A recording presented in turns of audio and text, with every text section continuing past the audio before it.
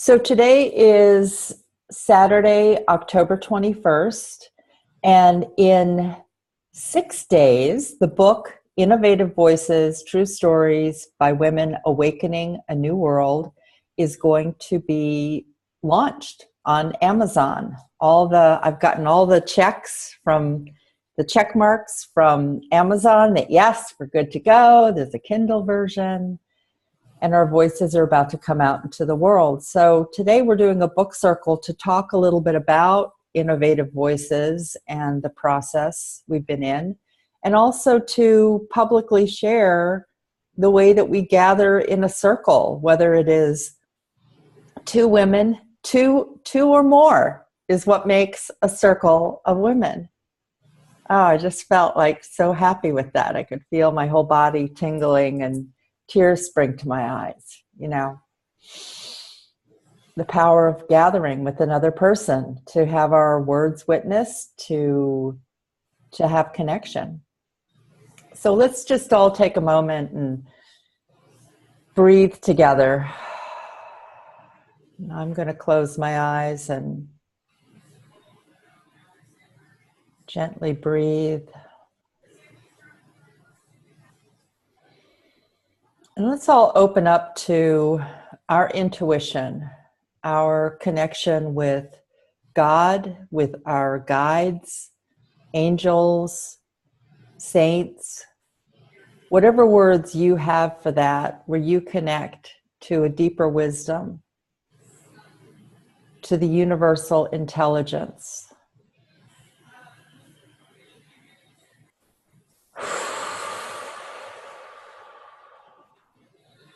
And just breathing together, feel yourself connecting with each woman in the group, and imagine that all the women who have been a part of this Innovative Voices group are sitting in a circle together. And whether they are here in this moment or they listen to the recording, just feel their presence.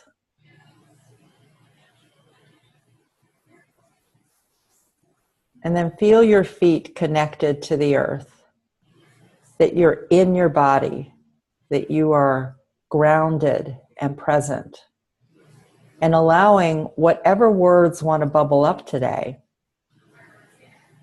as we speak into this field of energy that we've created.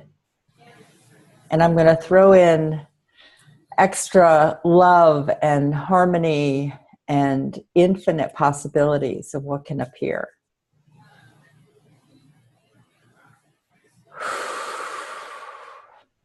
And taking a few more breaths, let's open our eyes and come into the circle.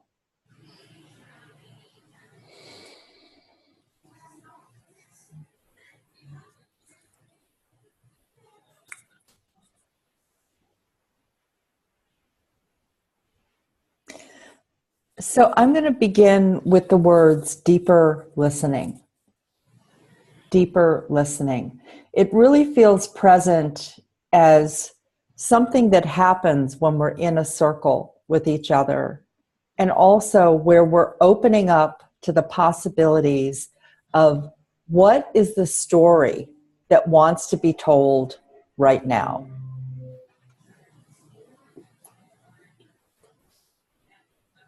It's not about grabbing for the story. It's about creating that space. And it might be by taking a walk in nature, by having some silence in your home, meditating, prayer, just going around the world kind of with a notebook to see what it is that is inspiring you, and to wait for the clues to come that will give you the guidance. I'm drawn back to the first time that I wrote a story for a book, which was in Conscious Choices, An Evolutionary Woman's Guide to Life. And I thought I was going to write a story about the death of my son. I felt like that was the most conscious, real, authentic time I felt I could write about.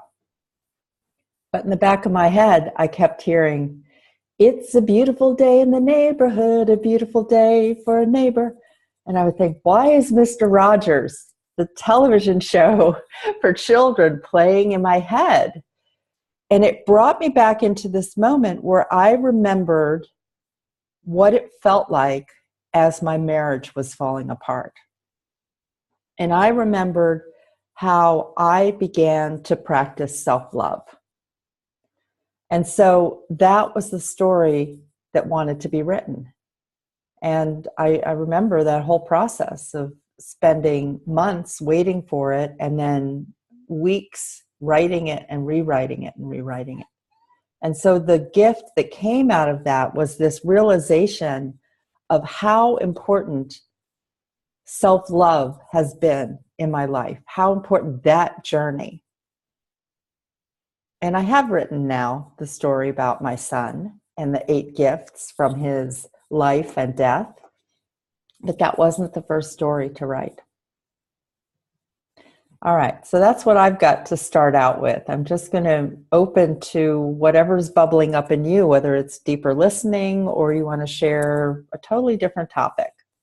I'm going to put myself on mute.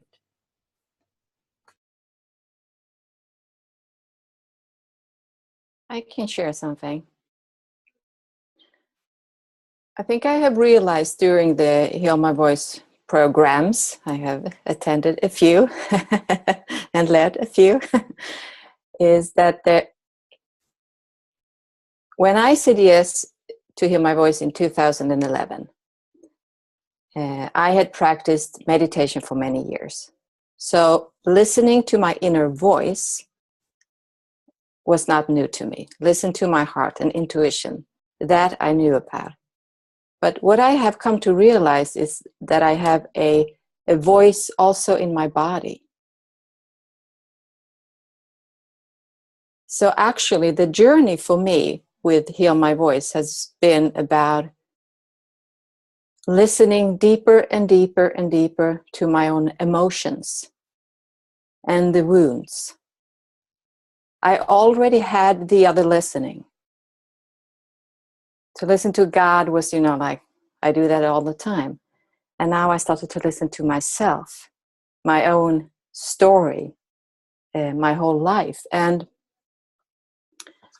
I remember in this second Swedish book program, this one, Frigörande röster, I wrote a story about abortion. That was not what I felt a story. I was not ashamed of what I had done, in 1990. I had spoken about that many times. But the emotion in my body was death. I walked around feeling like I was carrying death. And I had, the desire to die. I felt like a killer, a murderer. And I remember when I told some friends and they said, no, you didn't kill that child. But my emotion, my feelings were, yes, that is what I did. So I dig deep. And I am most proud of that story, actually. I love that story. It was also honoring his life. So, and actually that being willing to face death, being willing to realize that I chose to end someone's life, giving birth to a little boy, actually, it was a boy, and finding the gift in that episode. That was like taking the, what do you call it? You have a box and then you bring the the top of the box. That is how it felt. That started a whole new journey into my own body. And as my clients say today, like, Marie, we don't understand. You have such a communication with your body. It's like it speaks, you know stuff that you shouldn't know. Yeah. So feel, heal, and deal. So knowing that you can listen to your soul, your heart, God, intuition, and then there is the voice of your own body and the wisdom. I never knew that my body carried wisdom. So digging deep is, and listening to that depth is like finding yourself. So complete. I feel called to talk about the voice as part of the Heal My Voice journey. And there's a couple of observations from my experience that I can share. So the first one that I want to share is with the group calls, one of my first experiences about experiencing a shift was the fact that we have a weekly call just like we're doing right here. And that unlike other situations in the world where we're in a group, there is a sense of inner authority that is cultivated without words. And it shows up in the circles because just like we're doing right now, it's like picking up the talking stick and saying, okay, it's my turn. And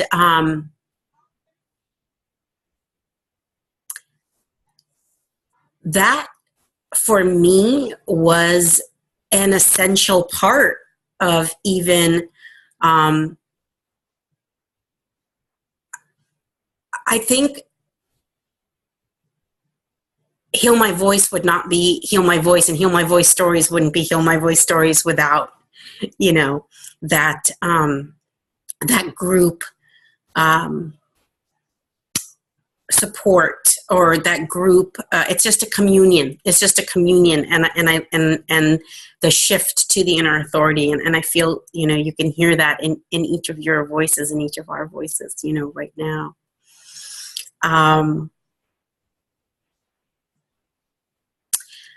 So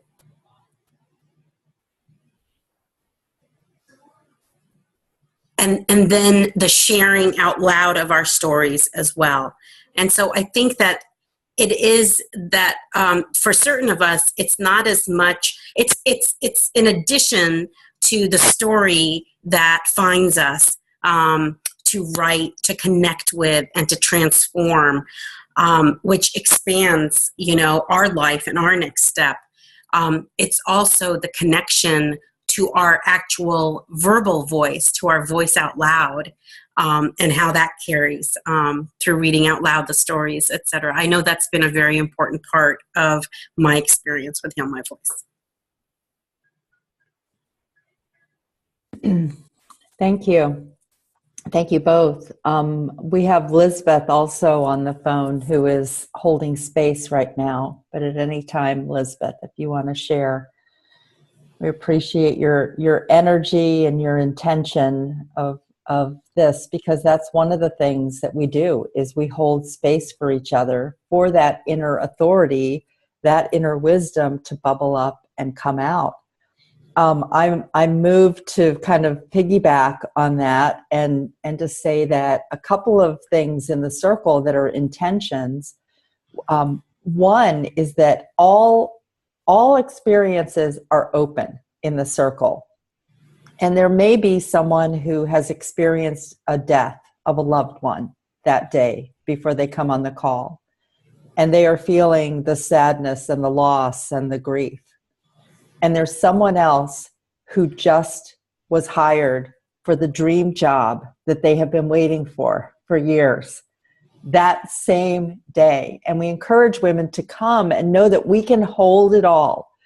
We can hold that the experience for one woman is the sadness and the grief. And we can hold that for the other woman, she needs a place to say, woohoo! I did it! I've got my dream job. And to not hold back, to not say, oh, because that person's sad, I can't express my joy and happiness today. I have to stuff that this has happened. Now, it doesn't mean that we, in our lives don't calibrate to an experience. If she's at the funeral, then the woman's probably not going to run up to the front and start, I got my dream job. But in a circle, all of that is welcomed. All of that is healing. I don't want to miss any experience that the women are having. I don't want to miss. I can remember, I had a son who had 2 weeks in the hospital before he died. And a friend had just gone on a cruise. And she came to visit us in the hospital. And then I said to her, please tell us about your cruise. Share some of the joy that is happening in your life. It's not to be postponed in that. We have the ability to hold all of it. Well, and I think that what it speaks to is the deeper listening. I don't think inner authority happens without the deeper listening, because you are listening at multi-dimensions to what is happening to each body in the circle. And you're listening for when your being gets that nudge to contribute and to express itself and what it needs to express in the circle. And that's how true to the moment, deep listening and inner authority, they act together to be true in that moment. Yes, thank you. Marie, do you want to speak to that? Speak about what happens in the circle and other things that you've noticed or see?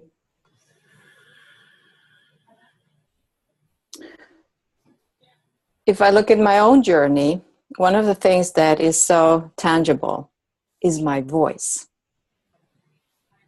When I go back and listen to when I was a radio show host on Blog Talk Radio, and I did 240 shows, thanks to you, Andrea, you introduced me to that. When I go back and listen to my voice, it's like, wow, I sound like a man. I have a penetrating voice, a loud voice, a hard voice, almost like there was so much I wanted to share. So I had such, I was so intense. And now I love my soft, more feminine voice. That's it's the biggest gift to hear that it's really something. My voice has changed, really.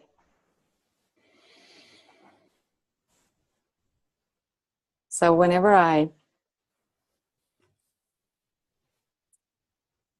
it's almost like through the healing process, the voice also change.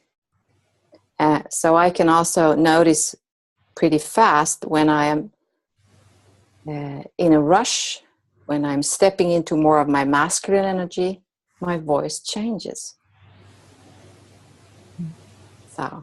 So that is also, the deeper listening. It's like, oh, my voice changed. And I can do the same thing, when I listen to people that I know. It's like, wait a minute, there's something strange with your voice. The reflection of the healing process and the writing and, going from wounded to vulnerable, it changes also my body and my voice. So I love that. One of the things I've learned in the circle is how to really listen to the woman who's speaking without trying to figure out what I'm going to say next, during my turn. And I feel like that's one of the things we've really learned to do in Circle is to, first of all, be focused on the woman who's speaking. And then when she's finished, there's silence. There is a pause, waiting for something to bubble up in the woman who is going to speak next. And that there's a consciousness to allow space for every woman to speak, and not just be like, oh, you said something, now I'm going to react to that, now I'm going to jump in over and over again. One of the things I learned many years ago in book circles that I used to have in my home, and we kind of rotate around women's homes. We were doing The Artist Way, for instance, as one of the book circles. And there was one woman in the group who always could respond to anything. Like, her thoughts came really, really fast. But there were a couple of other women in the group who really needed the space of silence to allow their words to come up. And I remember how, when we first were doing it, how uncomfortable women were with the silence. And yet in a circle, in a Heal My Voice or Heal My Voice Sweden project, we've learned to sometimes sit in silence for 10 minutes on a call, just waiting, holding the space, and that there's power in even being in the group where it's like no words are being spoken. The energy that is there, not trying to be like, oh, I'm the only person who hasn't said something today, I've got to come up with something. No, it's like, just like be in it, just be held, be swimming in it, be listening, and then something will come. Even if it's saying, I just want to say I'm sad today. I don't know why. I don't have any other words. I'm sad today. Or I'm content to be here. I feel like there's champagne bubbles in my body. And I just want to be here. I have no other words. And I feel like there's so much power in that, because we don't have to, because the opposite of that is when you feel like, oh, I've got to take my space. I'm never going to be able to speak again. No one's going to listen to me. It's like, no, just like be here together.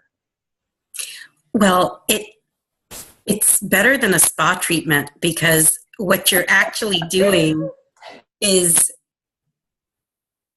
completely giving in to just being how you are and who you are.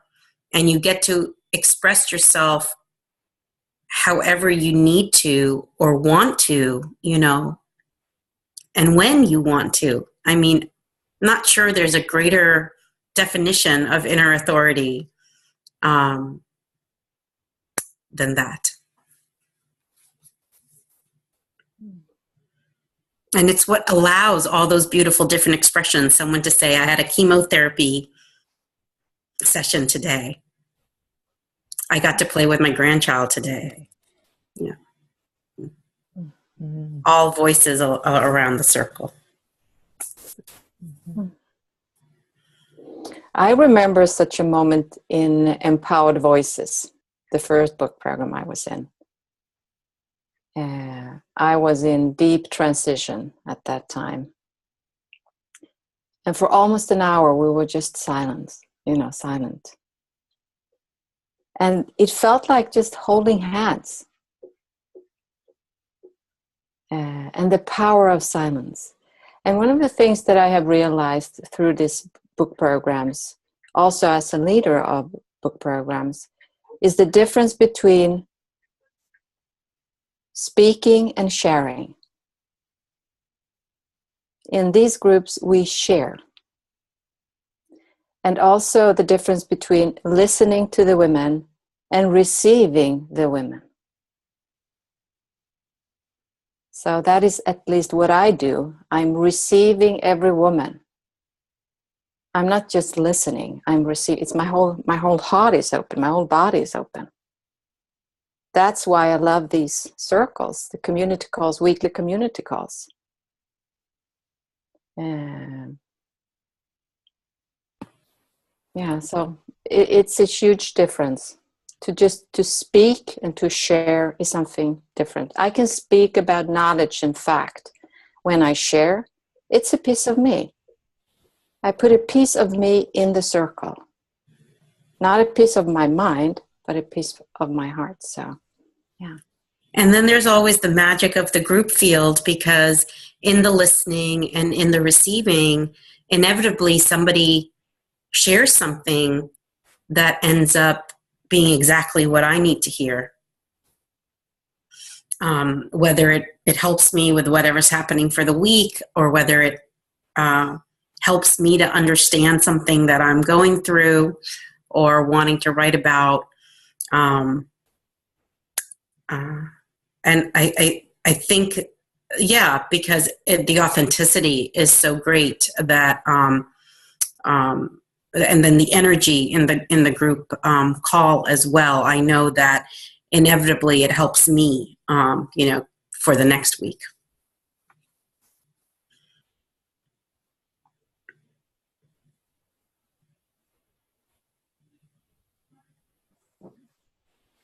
I'm really feeling that in my body, like the power of that, and how the thoughts that bubbled up for me is that I do writing on my own, whether it's blog posts or I have 2 books I'm working on right now.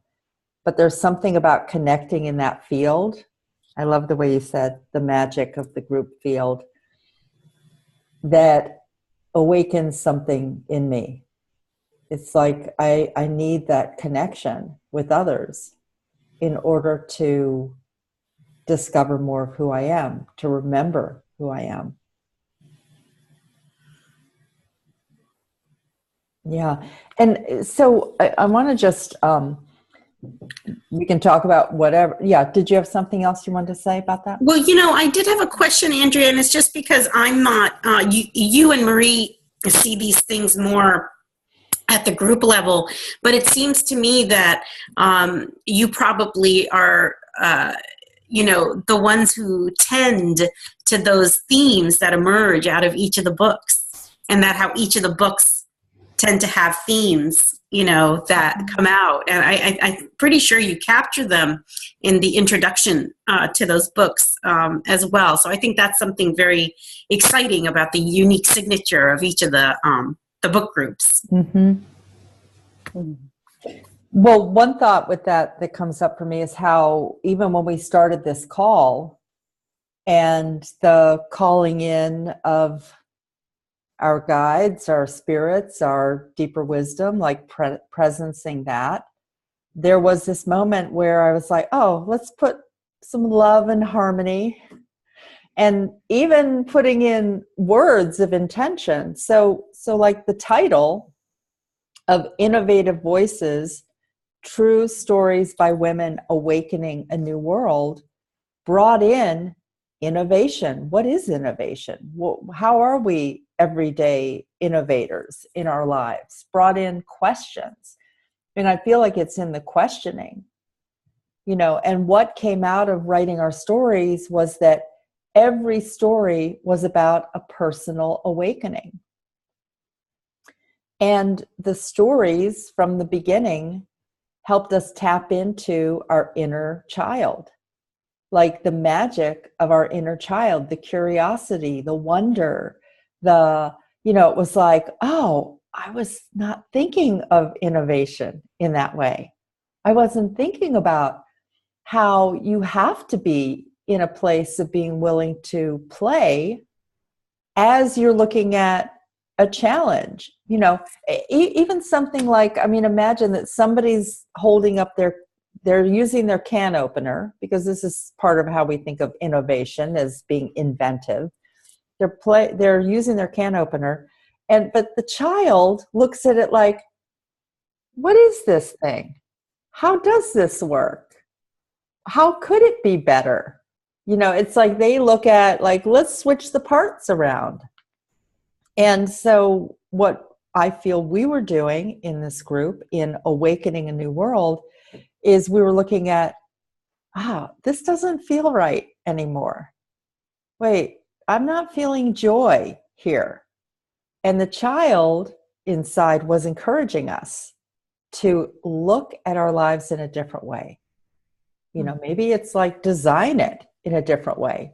Ask for what you want.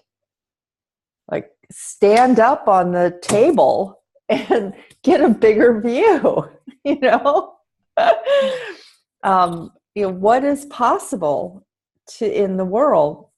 And so, yes, I feel like there are themes that arise, and part of it is actually the words we put in, like we're in a big soup pot, we put in some extra ingredients, and then we start asking questions, and we're willing to listen in a deeper place, and that those themes, those things start to emerge.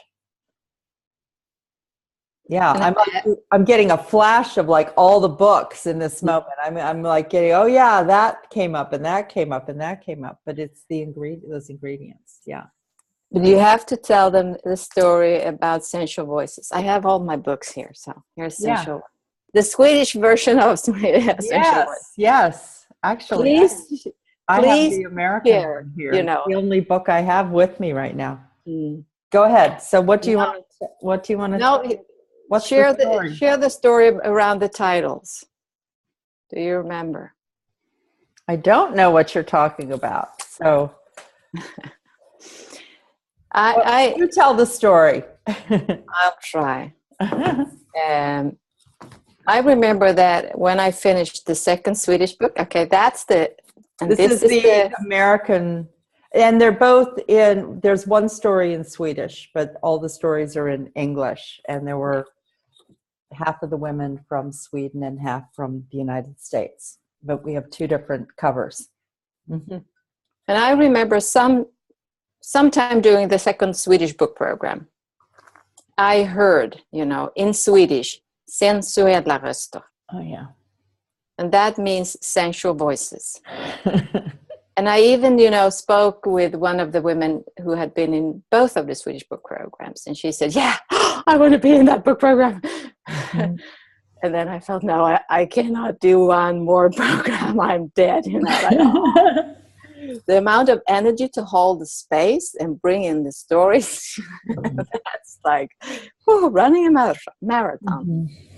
So for 9 months. Yeah. Running a marathon for 9 months. Every day. Yeah. And so I decided, no, I can't do another book program. And then you came to visit me in Sweden and stayed with me for 6 weeks. Mm-hmm. And what do you say? I have an idea of a book program. Sensual voices. Oh no. It cannot be true. How can we have, you know, received the same title? So I had to say yes. Yeah, it was already on the website. I had people. It was like, I know this is it. I don't exactly know when it's starting, but soon. Yeah, started a few months later. So it was perfect to do that. And that's an example of how the interconnectedness and the magic of the field we're building, because it doesn't end. It actually keeps building. I was also reminded when one of you were speaking of how there was a point where I thought that when a woman wrote her story, she was complete with that. And it was like the patchwork quilt. It's a square, goes on her patchwork quilt. She moves on with her life. Well, what I've realized is that the stories that I've written have become my allies. They have become my touchstones. They have become teachers. I wrote 2 stories in this book, Innovative Voices, and And there were about 5 women who had a second story that was bubbling up. Actually, Monisha, at one point I said to you, Yes. hey, you've got a book here. Maybe we could like take these 6,000 words and make 2 stories like that, you know? And so anyway, so my story that I'd been processing, the second one, for like 18 months, just all of a sudden came together. So I put it in. And interestingly enough, when I was arranging the stories, it ended up that my first story, I'm the first story and I'm the last story in the book this time, which I didn't even think about as it was happening. But that's how organically things start to come together. But last night I was in, I went to dinner with a group of people. We went to see a film called Heal, about the body, the power of the body to heal. It's a really, really great film. But the names of my stories are Free Your Mind and Activate Your Political Voice. And I found in the conversations I was having with people that all of a sudden they would say something like, well, it sounds like you just need to free your mind. You know? And then I realized, oh, that's what they were also talking about in the film, was free your mind. So our stories continue to kind of work through us in a sense. It's like something I shared on the radio show the other day, Monisha, on the show that you were on with Sophia, was how it's, for 10 years, I've been trying to explain to people that this is not just a send me your story, we're going to put it in a book. That we're actually the program is actually a leadership program. And it's about using a story as a tool that first kind of enters into our mind. And we think about, oh, this story, okay, I'm thinking it with my mind. And then we bring it down and we connect it to our heart. And I know there are many women who've written stories in other programs, you know, mind to heart.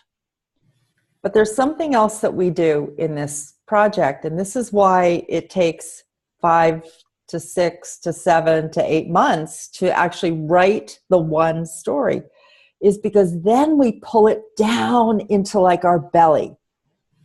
And then we pull it down into the sacral chakra and all the way down to the root. And in order to do that, it's like you're in your house and you feel like, oh, I've got clear on it, but there's another door to open.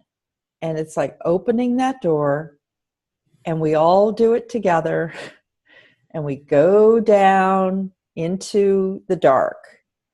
And we go down, and maybe it smells musty down there. And we go down with some flashlights and lanterns, and we take a look around to find the deepest root that is there. And then we start to work with the story. That's where we really get to touch the story. And the story may come out with, at first, anger, blame, whatever those feelings are that maybe we don't want to look. I know my story for Free Your Mind, I walked around with so much anger for like 2 weeks. Every morning I'd walk the dog with like, I hate you, and you did this to me, and I am so tired of that, and I'm not putting up with it anymore. You know, it was just like, bleh. But once I got all the anger out, and that's what we're doing, I'm seeing like what's underneath it. That's where I made a decision to not speak up. That's where it was. Okay, that's where I want to connect to. And so even though we've finished in this deep process of reading, we now have something really powerful that we understand. Like, that's where I get triggered and I stop speaking. Okay, all right, but I've learned how to connect to that part of myself now, so I'm going to speak. So it's like, I don't know, I just had glimpses of it last night where I was like, the stories are just kind of working through me here. And all the stories that I've written have become, it's like if I think about it, they're patches on my patchwork quilt, is that I don't put the patchwork quilt away in a closet. It's like full display. This is what it is. And I crawl under that quilt and I love that quilt. And the stories are my friends. Yeah.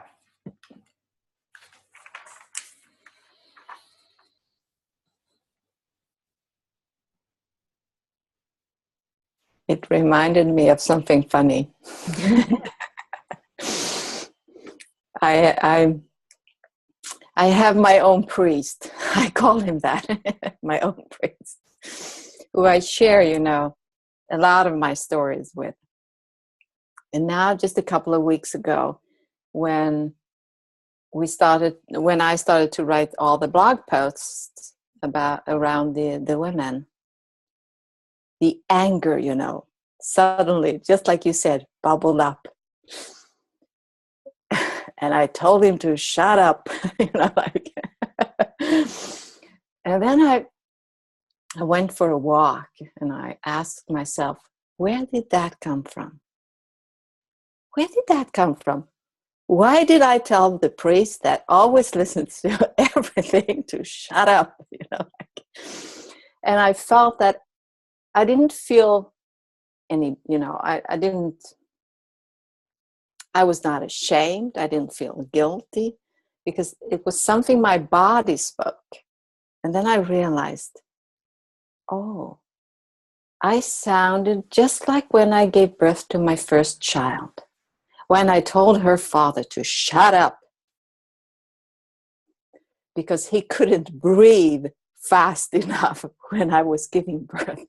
So I realized that is what I just did, to the priest, shut up. Because it's almost like you cannot breathe fast enough, So take your breath away.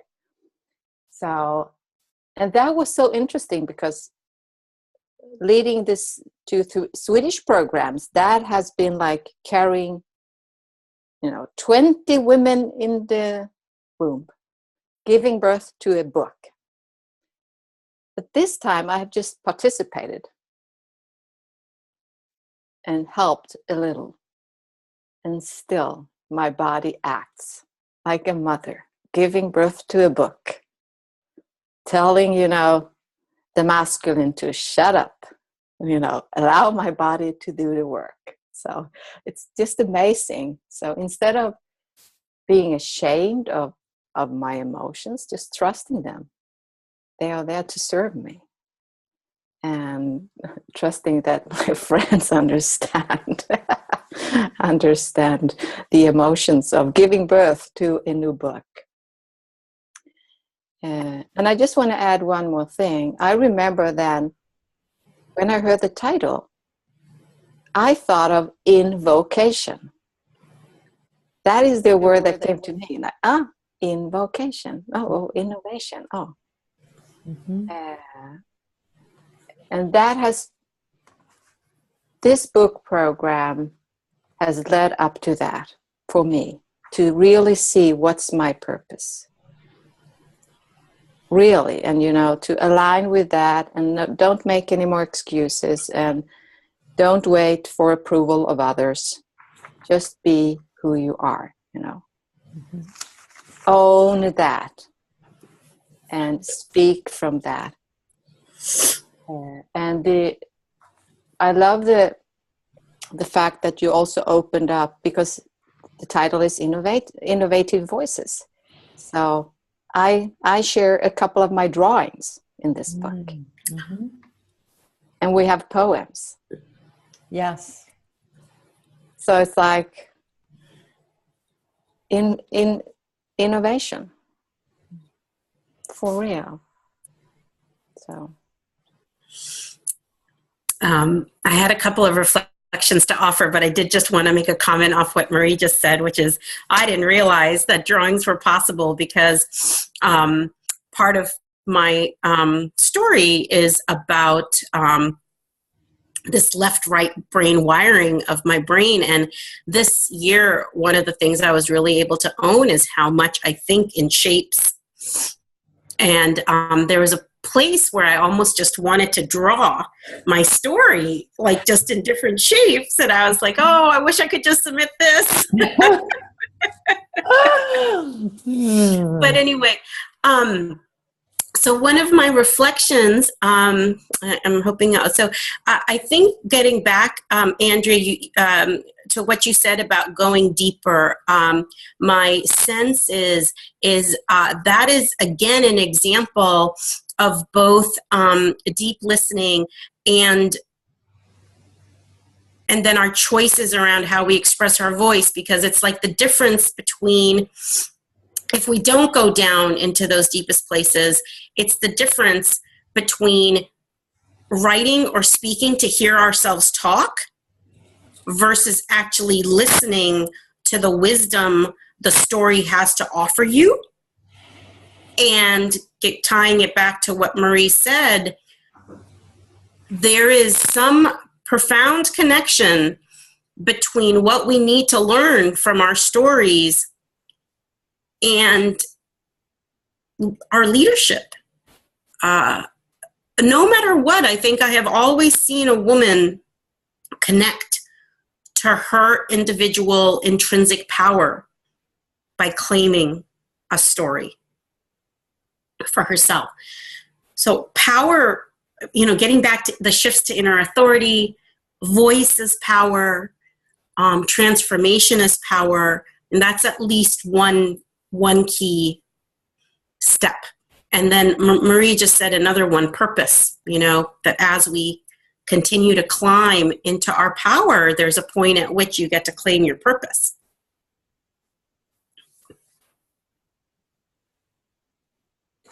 Thank you. Well, I know that we're getting close to the top of the hour. We started maybe 5 minutes after the hour. I want to say two things that just bubbled up for me. One is the amount of courage it takes to do this. That there's a place of it's always vulnerable to write a story. And I can tell you, it doesn't matter that how many stories I've written in all of the books, I always touch into that place of vulnerability. And I see that with every woman in the group and so it takes courage to do that. And I've also noticed that there's layers that we go through in sharing our story. First of all, you share it with yourself. You share, am I going to be willing, can I really write this story? And so sometimes for me, the cycle is like, what will my parents think? What will my daughters think?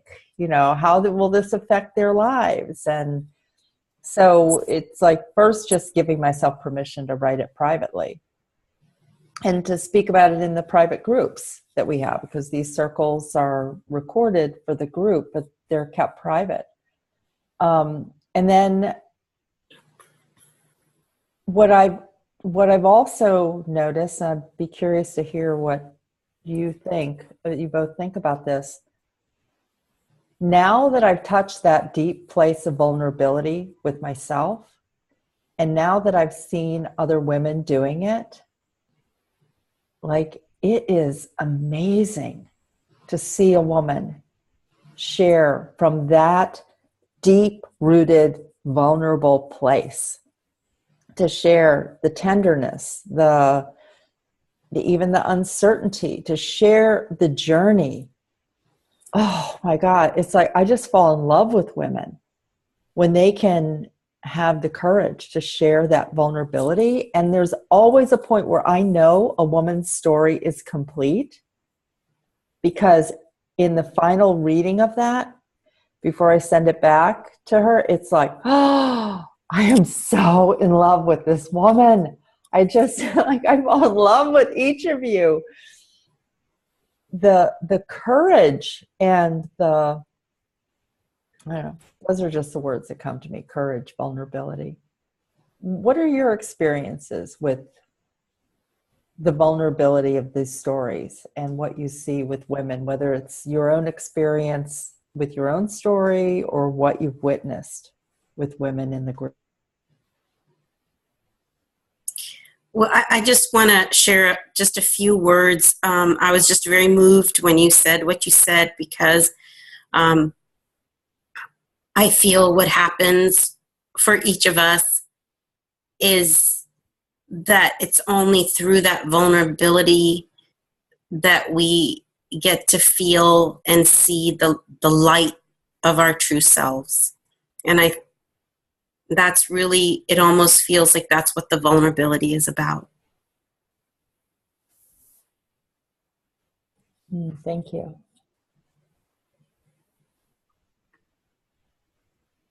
Sometimes I feel like this has been going on for me, you know, these women's circles and Heal My Voice since 2011. And I'm so used, you know, to being in this kind of community where you can be vulnerable and you can be powerful and with a deep trust, and, you know, being with women.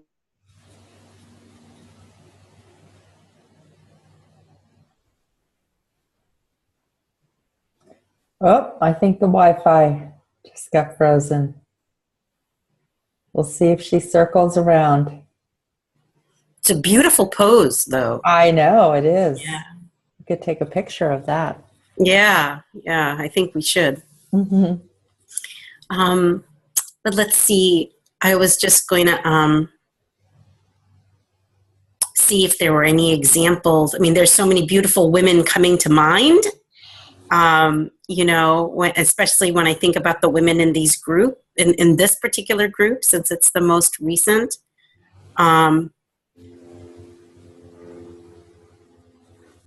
I mean, I remember one of Liz Draymond's stories, and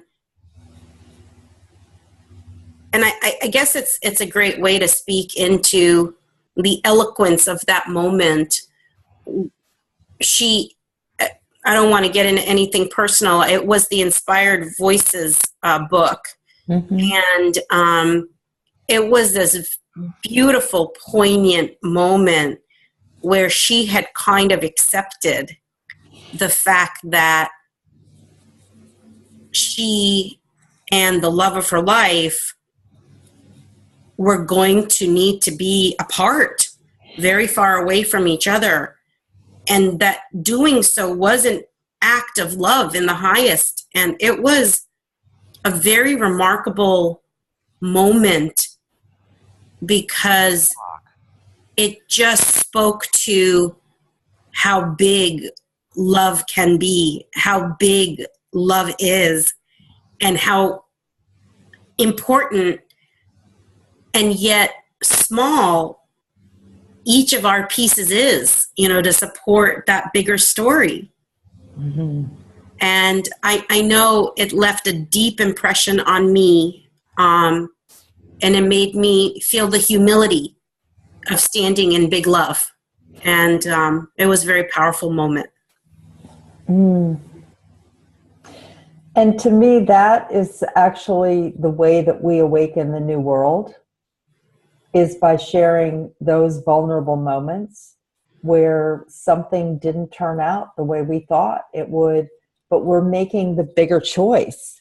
And we're not holding on, but we have to be willing to let go of something in order to really step into the new.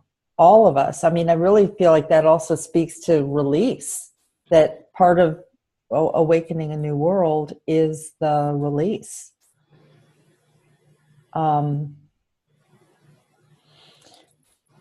It is. Yeah. It is.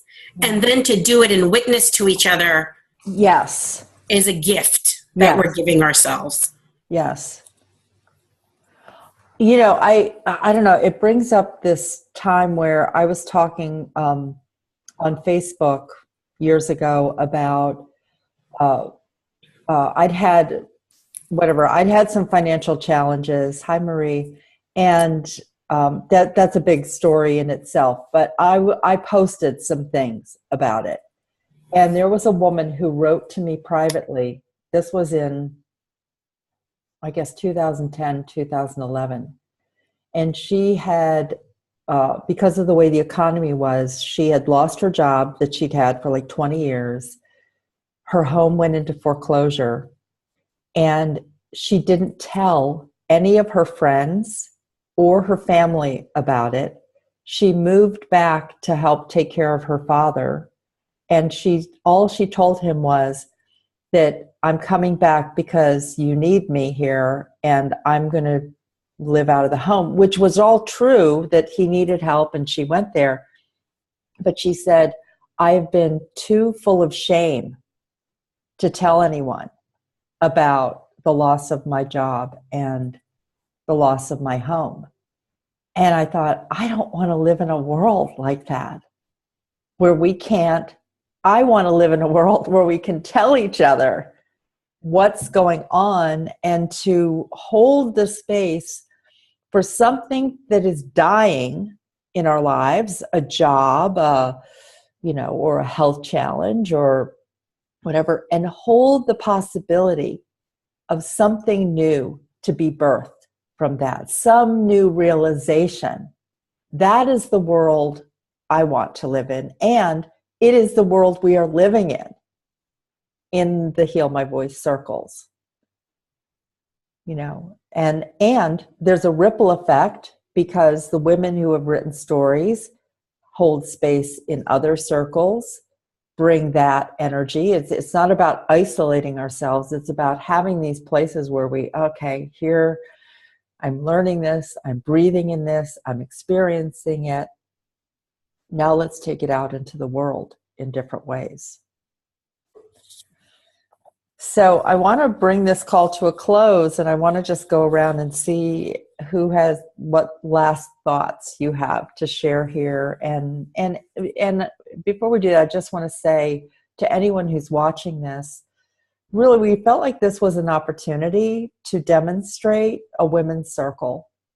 And as we are launching the book, Innovative Voices, True Stories by Women Awakening a New World, we invite you to come over to the Heal My Voice page on Facebook to read the blog posts that Marie has been writing every day, to read excerpts of the stories, to listen to the radio shows, and to activate that awakening in you. Yeah. So, any last words? And buy the book. It's a book. It's a Kindle version. Buy a book and donate it to a women's center. Give it to a friend. Buy a couple of books. These are really powerful stories of a personal awakening with poetry and a drawing and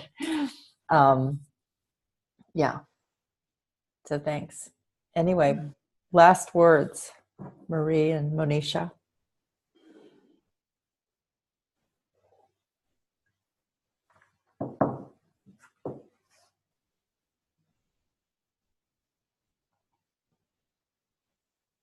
I'm just so grateful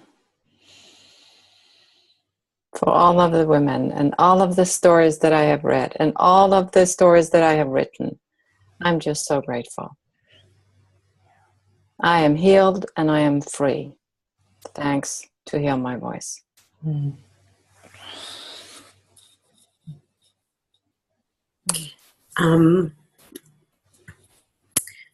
Strength, power,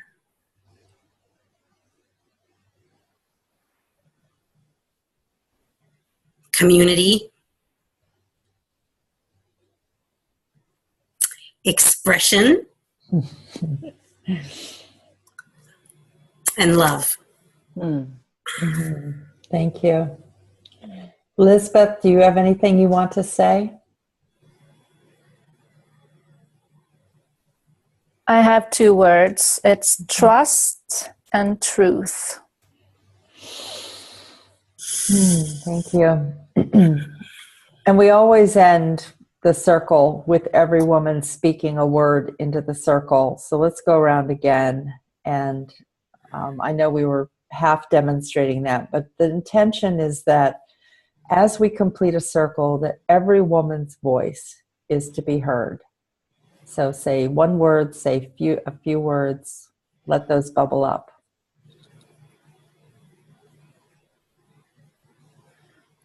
Mentor. Waterfall. Power.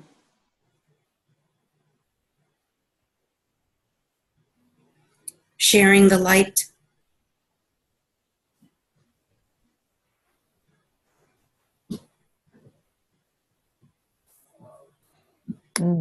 Passion and joy. All right, dear sisters, thank you for being here and sharing today. And to everyone else, come over to the page on Friday, October 27th. See you there. Bye from Sweden.